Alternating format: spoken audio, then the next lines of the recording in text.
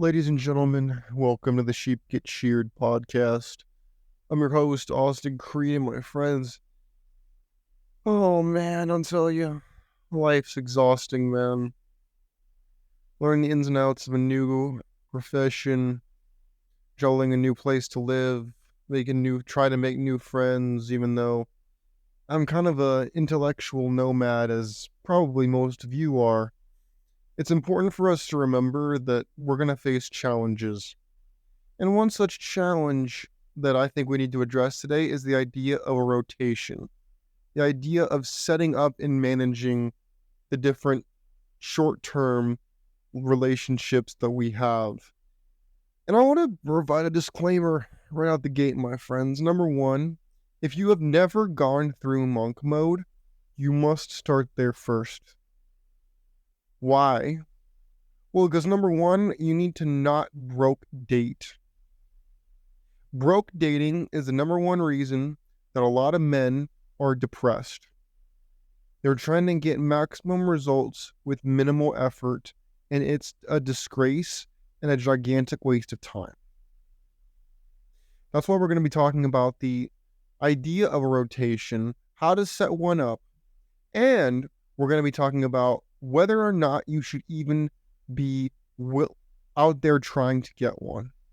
Now, first I want to define what a rotation is. Some people refer to it as a roster. Some people refer to it as spinning plates on this side of the internet, but I like to refer to it as rotation. I'm a volleyball guy, and we have 6 rotations. And so that's why I call it a rotation. I'm sure I'm not the first person to do so. But what I will tell you, my friends, is it takes tremendous work. And you are taking risks. But there are levels to this. If you have not gone through monk mode, if you have not put all the distractions on the back burner and grinded for 60 months at least, then or you have not been on semen retention for at least 3 months, 90 days, you should not do this. Because you are not ready. You have not had the reset. You have not allowed yourself to put the past behind you to then embrace the future that is in front of you. You might say, Austin, I don't need to do all that. That's stupid. You made that up. It's not important. Hey, man, you don't need to listen to me if you don't want. You can go out there and be an ignorant individual and make mistakes that are avoidable. If that's what you want to do, it's your life. What I'm here to tell you is a guy who's relatively young, but I've made a tremendous amount of mistakes. I'm here to tell you, this is necessary for growth. This is necessary. And if you're going through a divorce or you're going through a long-term breakup, you need to multiply it by 2.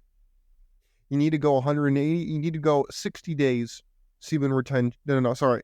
I said 90 days first. 180 days on semen retention or a year of monk mode. And you might think it's excessive. The answer is no, it is not excessive. See, you have to reset your brain from trying to chase hoes to establishing ground rules, having standards, and setting up actual expectations and rules. For example, I'll use an example for myself to give you guys a little bit of a way to measure this. For example, I do not have women come over to the crib after 9 o'clock. Why? Because I have shit to do in the morning. You think I want to sit here and talk about, hey girl, come through, or have her hit me up and be like, Daddy, can I come over? And I say yes at 8:30. And she's like, all right, I'm leaving at 9:30. Gets here at 10. We talk about bullshit till 10:30. We have sex till 11:30. She leaves at 12. I hop in the shower at 12:30. You see how this is? And then I wake up and I'm trying to get up in the morning and be productive. You see how that doesn't make sense? You see how that doesn't make a whole lot of sense? Good. I'm glad you saw that, because that's exactly what a lot of you guys have done. Why? Because I've done it. A lot of us have done it. There's no shame in that. but understanding that you have bigger fish to fry. Having sex with women is not the end-all be-all. It is the cherry on top of the cake. It is not the cake. A lot of guys get this messed up, and that is why monk mode and semen retention are necessary for you to hit that reset button in your brain so that instead of being a guy who's desperate, you're a guy with a destination and you have more important things to be doing than to dedicating your entire life around trying to get bitches. That is the difference maker. And that takes time. You can't just go to sleep tonight, wake up tomorrow morning and say, well, I'm a new man with a new mission and all that stuff is behind me. And no, sorry, bro, you can't do that. You could have that intellectually, but you have not gone. That's like saying, oh, I went to the doctor gave me a prescription. I took one dose of the prescription, and now all of a sudden I'm cured and I don't need the rest of the medication. You see how dumb that sounds? Exactly. You need to empty that bottle in the same way that you need to empty yourself of all the dumb crap you've been doing, all the bad habits you've picked up, etc. This takes time. This takes discipline to unlearn the bad behavior and relearn good behavior.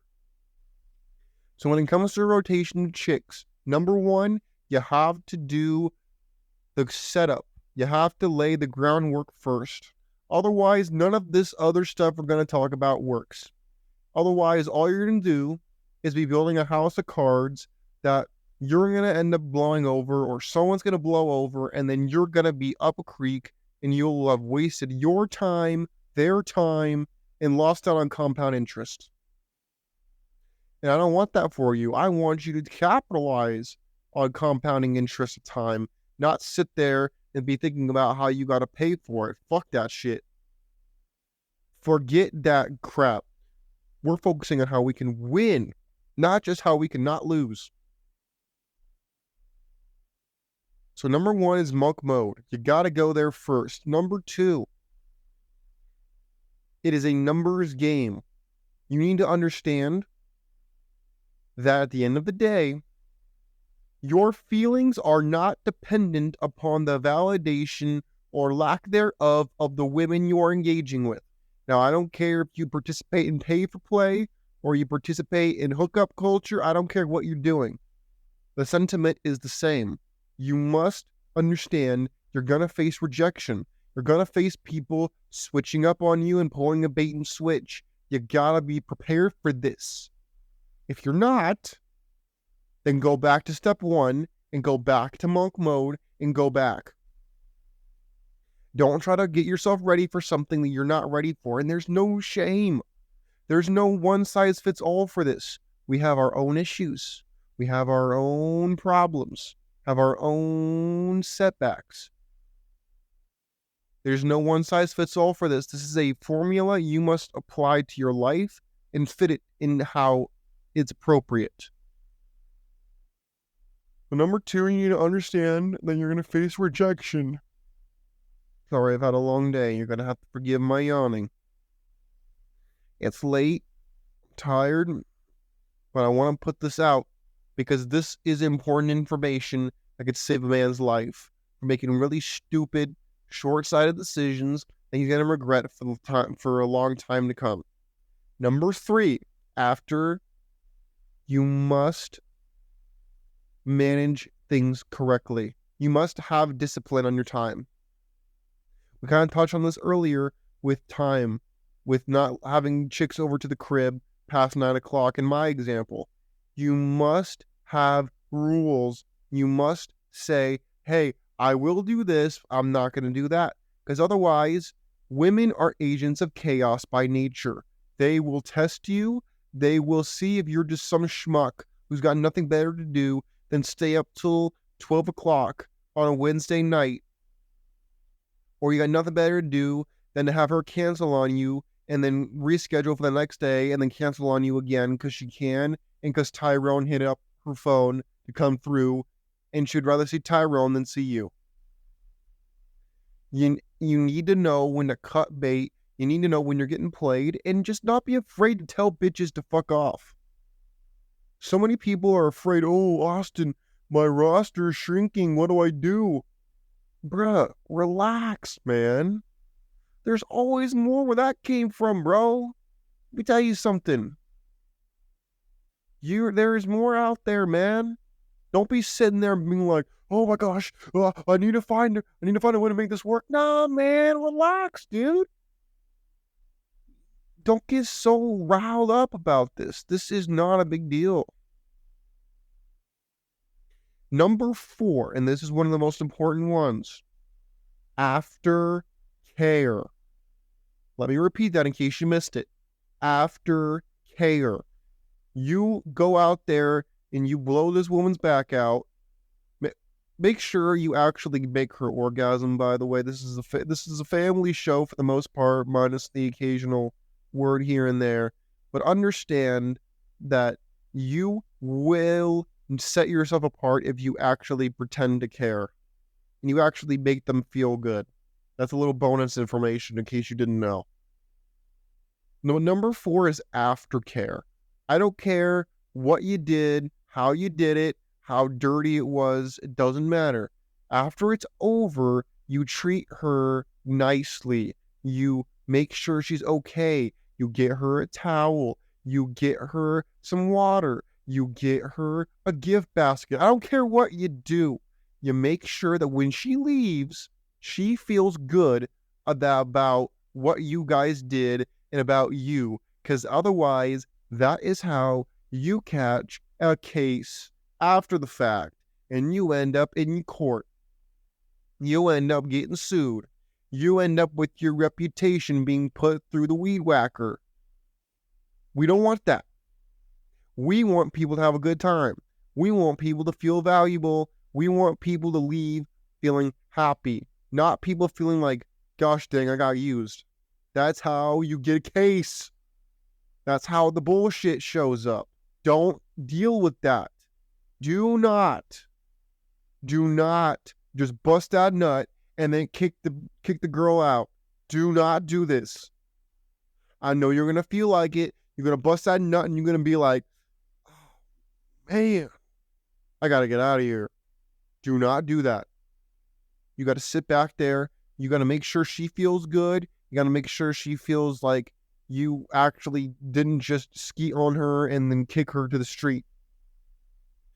You do that, you are risking a big portion of your neck on the guillotine that could fall down on you 5 years, 10 years down the line after you start making some money.